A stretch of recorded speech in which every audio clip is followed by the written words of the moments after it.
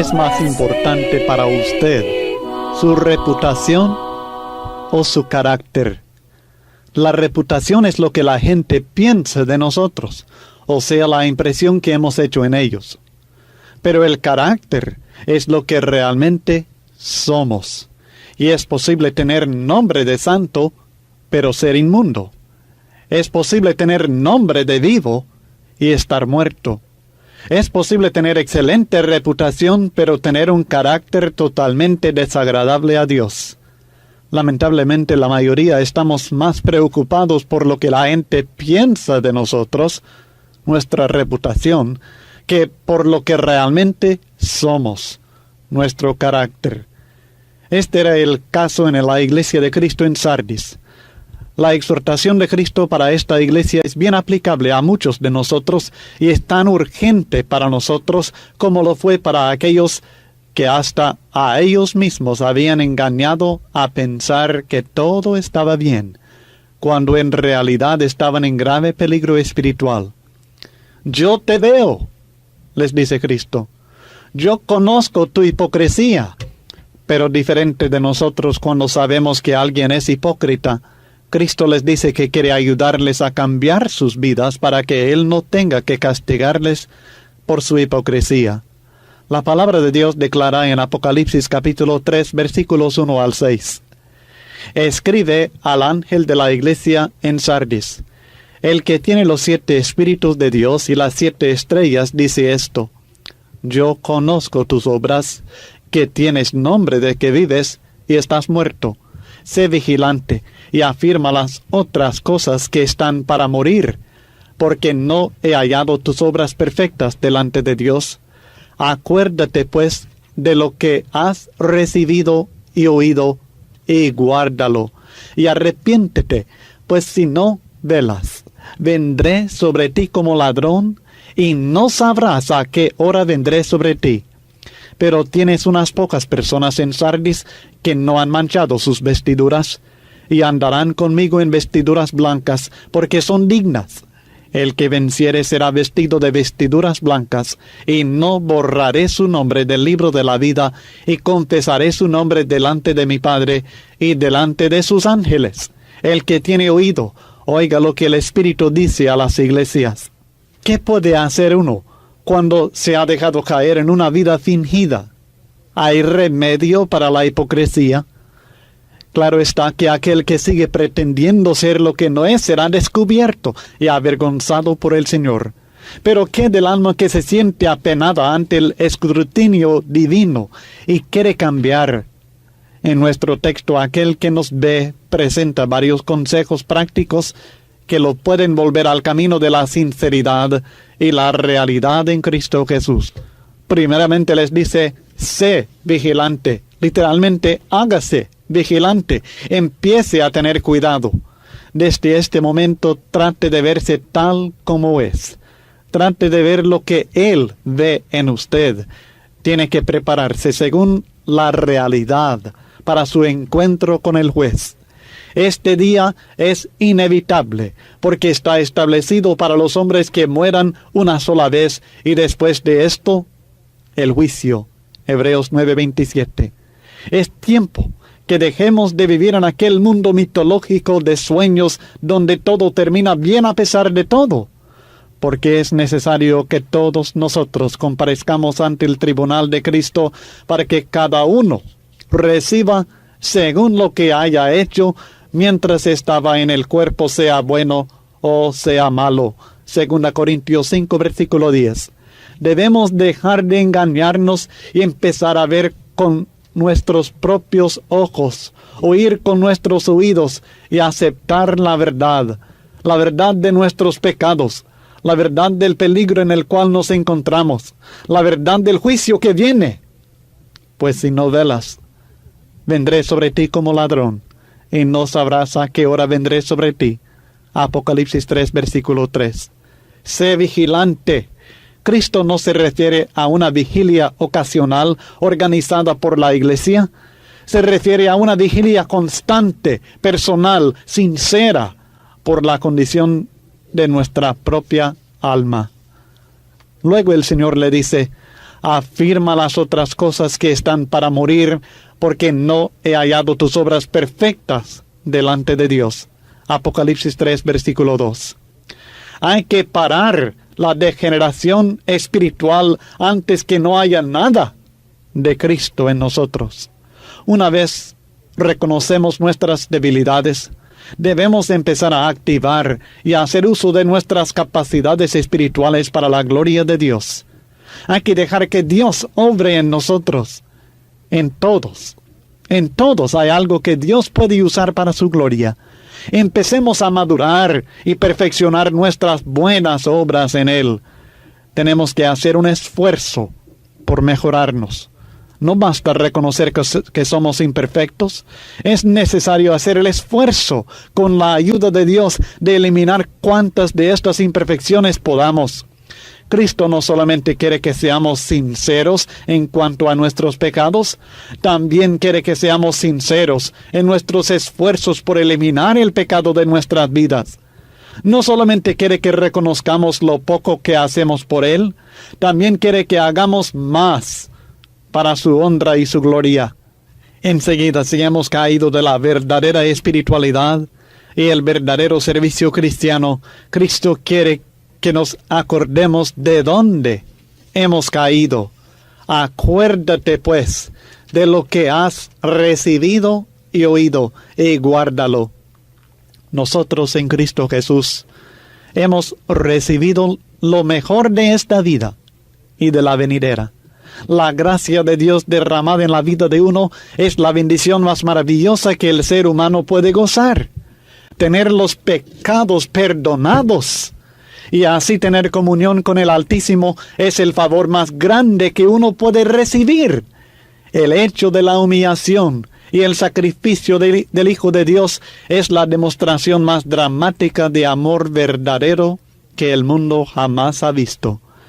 El mensaje sencillo y poderoso del Evangelio, las buenas nuevas de Cristo Jesús, es el mensaje más hermoso que jamás se ha oído. Sin embargo, a veces por los problemas, afanes y aun los placeres de esta vida, aun el hombre cristiano, necesita que le despierten la memoria para que se acuerde de lo que ha recibido y oído en Cristo Jesús. Este es uno de los grandes beneficios prácticos de observar la cena del Señor cada primer día de la semana, o sea, cada domingo, como lo hacía la iglesia primitiva. Uno es recordado gráficamente del amor de Dios que ha sido derramado en su vida por medio del sacrificio del unigénito Hijo de Dios. Esta fuerza espiritual es una de las bendiciones que pierden aquellos cristianos que acostumbran a ausentarse de las reuniones de la iglesia.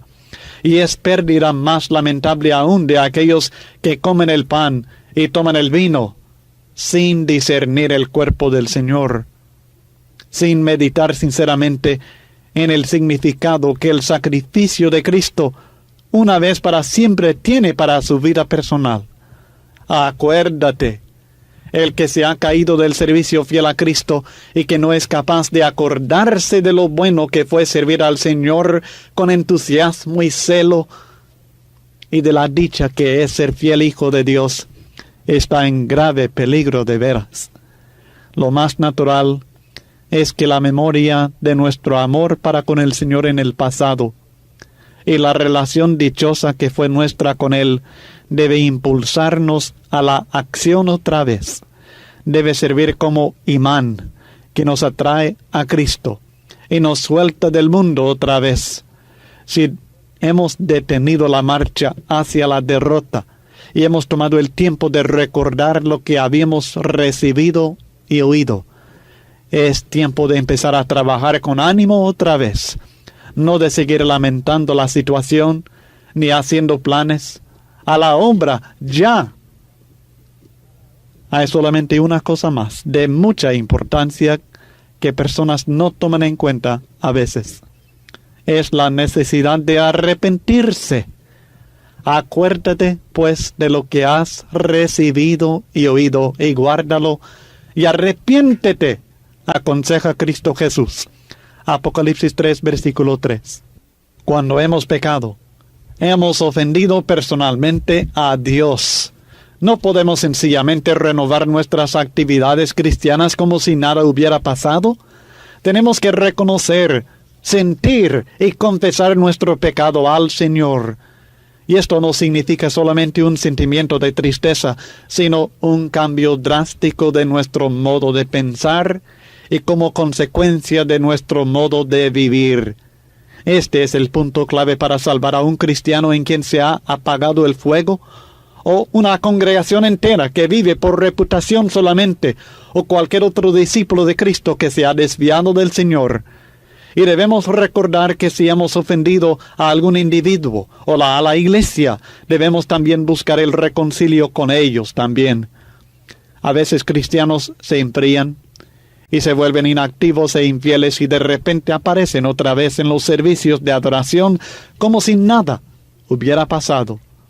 No manifiestan públicamente su pesar, ni arrepentimiento, ni sus intenciones de fiel servicio como miembro del cuerpo.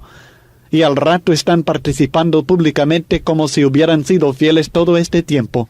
Se valen de su reputación como obrero de Cristo antes de su enfriamiento, sin tomar en cuenta los meses o años que pasaron con nombre de vivo, pero muertos.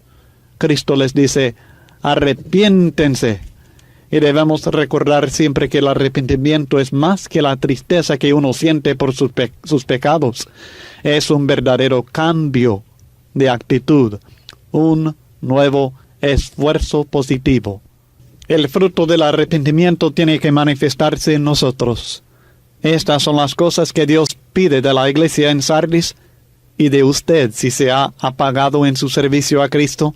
Solo así se puede salvar de la hipocresía. Y le conviene hacerlo ahora mismo, no espere. Cristo les advierte: pues si no velas, vendré sobre ti como ladrón. Prepárese para aquella hora, la hora que ningún hombre conoce, pero que todo hombre verá. En esta oportunidad, hermanos y amigos, deseo compartir con ustedes un tema muy interesante que nos atañe a todos. Este tema es: nunca pierdas la esperanza. Vamos a leer lo que nos dice en la palabra de Dios en Jeremías, en el capítulo 17, en el versículo 13. Dice: Oh Jehová, esperanza de Israel, todos los que te dejan serán avergonzados. Un refrán popular reza: la esperanza es lo último que se pierde. Sin embargo, muchas veces es lo primero que cada uno de nosotros perdemos. Hablar de esperanza es hablar del futuro, es hablar de los sueños, de las metas y de los objetivos que nos gustaría ver realizados en nuestra vida.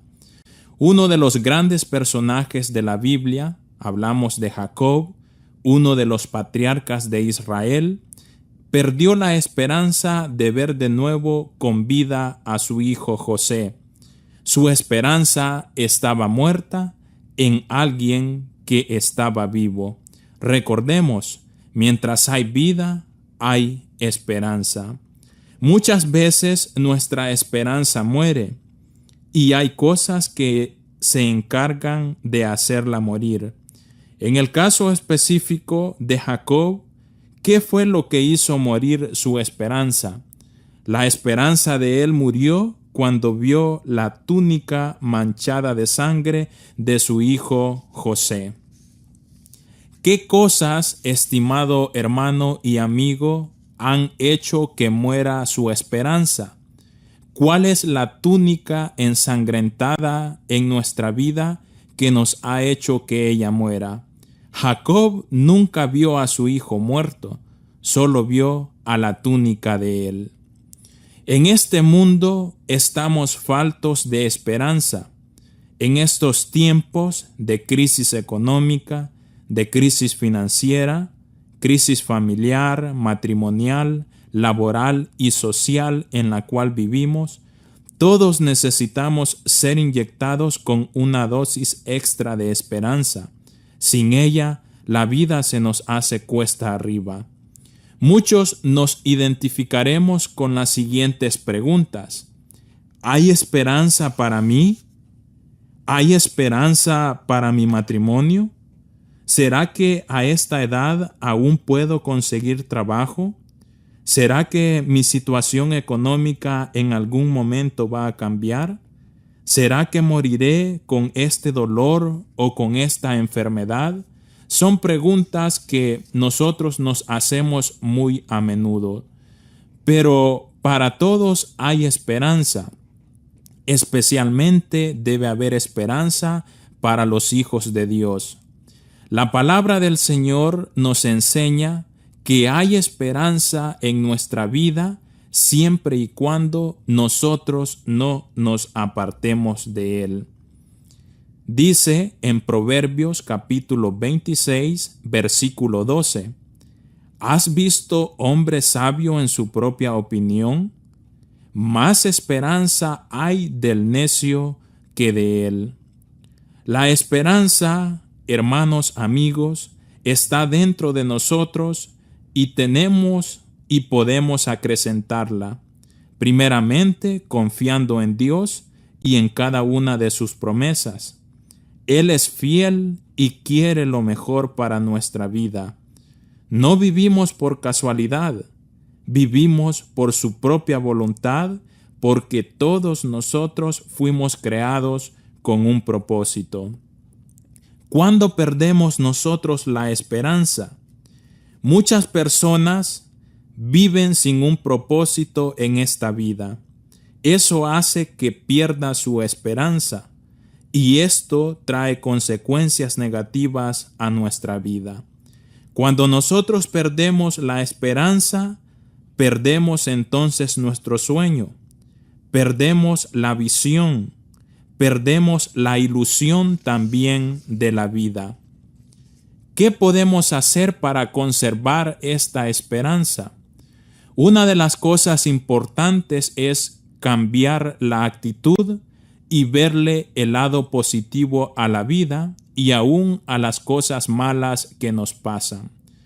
Por experiencia personal, he pasado por algunas circunstancias que, al modo de ver en la primera impresión, parecen ser cosas malas, pero luego cuando nosotros reflexionamos que la situación pudo haber sido peor, nos damos cuenta de que aún en las cosas malas nosotros podemos sacar el lado positivo de ellas. Alguien escribió, la vida es 10% de lo que nos pasa y 90% de cómo nosotros la tomamos. Quizás no tenemos el poder absoluto para controlar cada cosa que nos pasa en nuestra vida, pero sí cada uno de nosotros tenemos la capacidad de decidir cómo reaccionamos o cómo vamos a reaccionar frente a cada situación. En otras palabras, que una situación signifique una oportunidad para avanzar, para aprender y no un obstáculo que nos detenga, eso dependerá únicamente de nosotros mismos. Podemos lamentarnos profundamente si las cosas no salen como nosotros lo planeábamos, que es en muchas oportunidades lo que pasa. O podemos sentirnos derrotados y dejar que cada situación nos lleve al pesimismo. Pero ¿en verdad eso ayudará en nuestra vida en algo? Mantener una actitud positiva trae expectativas positivas y esto nos brinda a nosotros esperanza. Otra de las cosas que podemos hacer es controlar nuestras palabras negativas. Generalmente cuando nos encontramos agobiados, sin esperanza, lo único que sale de nuestra boca son palabras negativas ante cualquier cosa o situación. Luego, para mantener esperanza, nosotros debemos ser agradecidos, confiar en lo que somos, confiar en lo que hacemos, no caer ante el fracaso, sino aprender de él. Recordemos que nuestras palabras tienen mucho poder. De nuestra boca pueden salir dos clases de palabras, maldición o bendición. No hay un término intermedio. En Romanos, en el capítulo 8, en el versículo 39, nos incita la palabra del Señor a que creamos en que nosotros somos vencedores. Siempre debemos vernos a nosotros mismos como vencedores, como personas que tenemos esperanza. Debemos de ser personas de fe, pero no solamente tener fe, sino también tomar acción. Por último, para conservar nuestra esperanza, debemos de actuar con fe. Santiago nos recuerda que la fe sin obras es muerta. Si no tomamos acción en nuestra vida, nada va a suceder. Nada pasa por sí mismo, y si nosotros no tomamos acción en nuestra vida, nada va a cambiar. Tenemos que movernos en dirección hacia lo que nosotros queremos alcanzar, luchar cada día. Cada día debemos avanzar, no nos detengamos en la búsqueda de la felicidad. Si creemos, entonces debemos y tenemos que actuar. Santiago capítulo 2, versículo 18 nos dice, pero alguno dirá, tú tienes fe y yo tengo obras.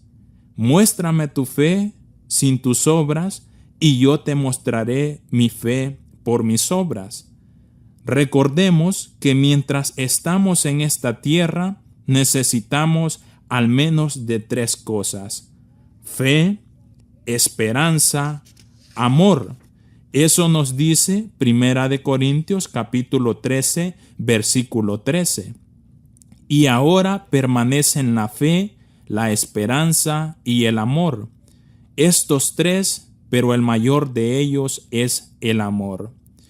La vida, nuestra vida, es un viaje donde todos los días estamos aprendiendo. Y cuando aprendemos, crecemos. Y cuando crecemos, maduramos. Y cuando maduramos, podemos disfrutar nuestra vida. Hoy es un buen día para que cada uno de nosotros empecemos a desarrollar esperanza, para retomar nuestros sueños y cumplirlos. Nunca permitamos que el pasado determine nuestro futuro. No dejemos que las circunstancias nos detengan. Tampoco dejemos que las excusas gobiernen nuestra vida.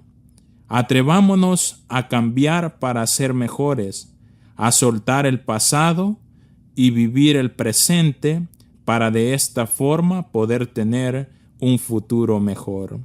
Hagamos que brille la esperanza en nuestra vida. Quiero finalizar con lo que la palabra del Señor nos dice en el libro de Eclesiastés, en el capítulo 9, versículo 4. Dice de la siguiente manera: aún hay esperanza para todo aquel que está entre los vivos, porque mejor es perro vivo que león muerto. Con estas palabras inspiradoras terminamos esta aportación dada en esta mañana, esperando siempre que la palabra y el consejo de nuestro Señor sea positivo para nosotros y nos ayude a mejorar en nuestra vida.